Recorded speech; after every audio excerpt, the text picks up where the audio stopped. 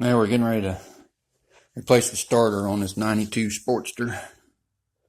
It's burned all up, burnt to a crisp inside. Hopefully we didn't burn any of the wiring up.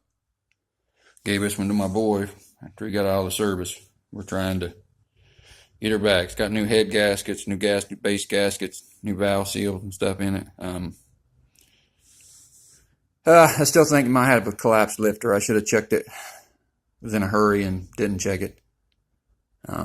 We're going to redo those, get some new cams and stuff put in it too anyway. So we'll buy new lifters anyway, so we'll get to that. Right now we're getting on the starter. Waiting for my boy to get out here and start helping. We'll try to post things throughout. There's the starter and solenoid. You can see where I'd put a hole in it before where it went thing, and we had to put a nice pick in there to starter, and it just got